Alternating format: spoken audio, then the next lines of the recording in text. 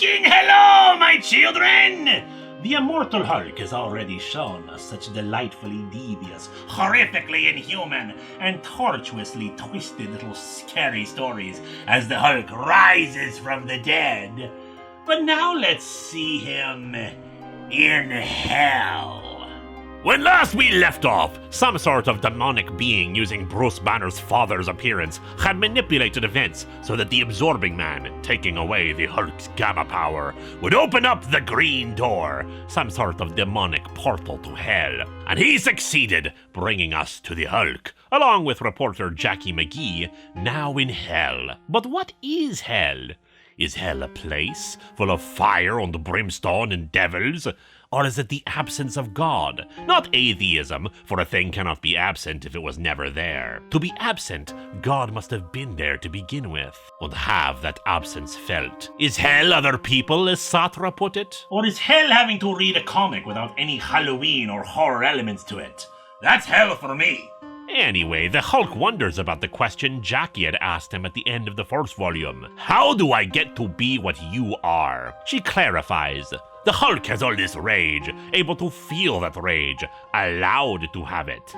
He smashes towns, ruins lives, even killed a few times. But 6 months later, he's back on the Avengers. He's shot into space instead of just shot. His anger is indulged and respected, while hers is dismissed if she's lucky. Bruce Banner gets to rant and scream and rage and smash, and the world bends over backwards to reward it. Well, she kinda pointed it out already. Male privilege. Still, the Hulk respects her view in anger as something to be let out, that it's useful, doesn't lock it away, pretend it's not a part of them. But enough about the character stuff. We're in hell, right? Let's see some hell!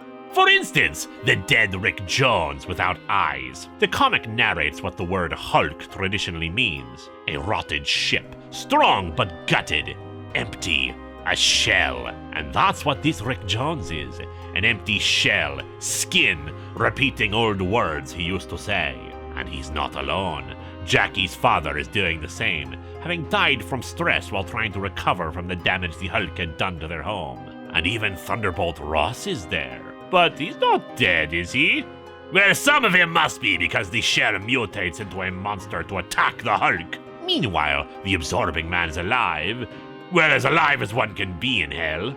He's not split in half anymore, at least. He meets up with Canadian superhero Puck, who has figured out that the devil himself has set these events in motion, and now wants the Absorbing Man's help to close the green door. The Hulk destroys the demonic Ross creature, possibly the Red Hulk at that, and becomes savage, no longer thinking clearly, but overlooking these events is Banner's father, who seems to have Bruce's soul trapped in a green light. Jackie is able to get through to the Hulk, calming him down and requesting to speak to his Devil Hulk persona. That's the thing about Banner.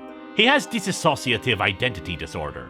Aspects like the Devil Hulk or the more brutish Hulk or Joe Fixit are just his alters, other parts of his personality. But the thing about the Devil Hulk is that he's been in charge for a while now. Except for the day when Banner is in charge. However, as shown, the sun in hell has not set. So where is Banner now? Well, he's being narrated to by his father, who explains that when he was a scientist working on gamma radiation, he discovered the idea that perhaps gamma light was not just a wave or particle, but a third unknown form. He tried to study it, but one night he closed his eyes for a moment and saw that third form, something terrible that was searching for him. He then claimed that his colleagues were right and it was nonsense, but immediately upon coming home that night, discovered his wife was pregnant.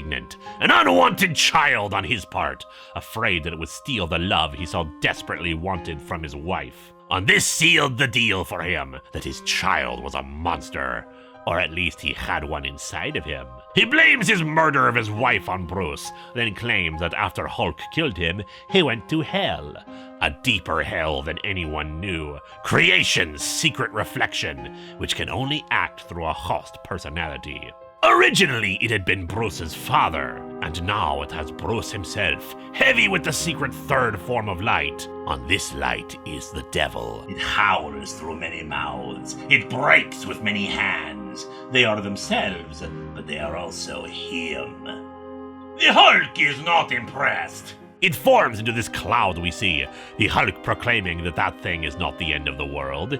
He is. The creature, the devil, however you want to call it, unleashes a massive swarm of monsters, including a brundlefly down there, to attack the Hulk. He fights back with the aid of Rick Jones's husk, which turns into a creature himself. Puck explains to the Absorbing Man that gamma radiation has a little bit of both science and magic in it. It's unpredictable as a result. There are the quantifiable aspects of it, and then there are the aspects that create Hulks and Sasquatches. Somehow, the original gamma bomb opened a door into this deeper hell that the devil creature is using to get out. All the gamma beings are ways out for it. It's why they had the Absorbing Man pull the gamma out of the Hulk.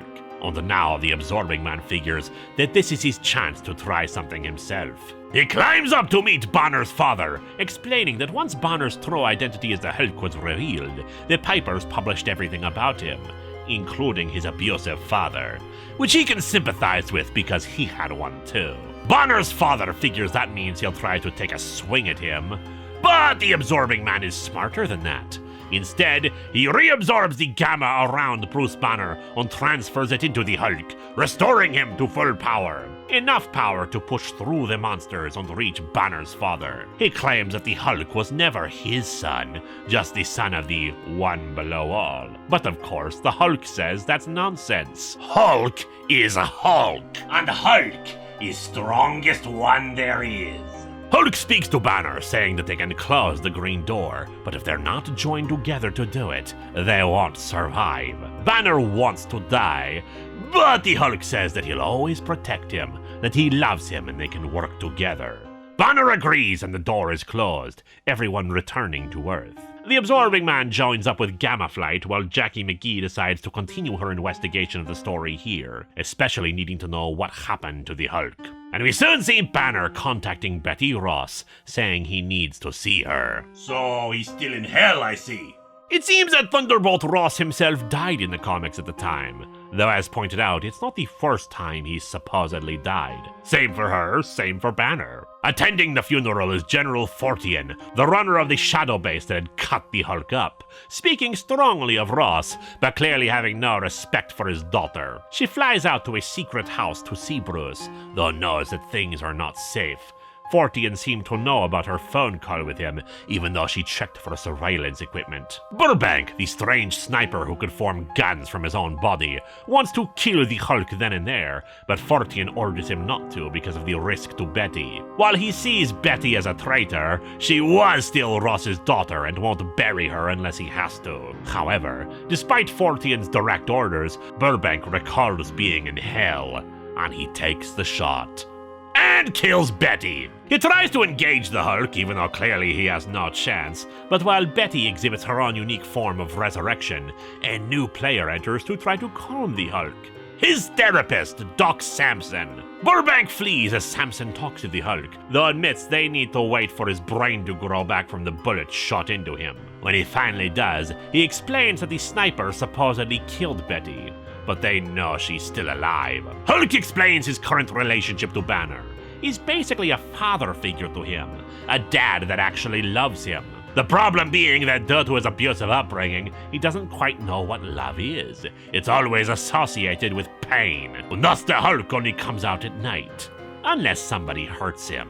He is indeed the Devil Hulk, but that's only because of Banner projecting those emotions on him because of how frightening and painful he can be. However, the Hulk does say that he's here to end the human world, because the human world is so dangerous. Nukes and pollution and climate change and politicians denying it exists, because that would mean they were wrong, and humans are too weak to ever admit they were too puny. And as a ghoul, yes, you really are. But at least you're tasty. And that's why Hulk is angry, and why he wants to end the human world. Because if he does it, some of them might live. However, Samson thought they were pursuing Betty, which they were not. Devil Hulk has figured out that if all of them come back to life, then there might be another gamma-irradiated figure who did the same, crawling out of his grave. Rick Jones! And that's where we leave this part of the Immortal Hulk saga. In my opinion, good, but should have spent more time in hell.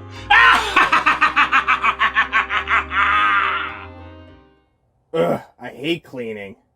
Hey, what's this? Ah! Ah! Ah! Ah! Ah! Ah!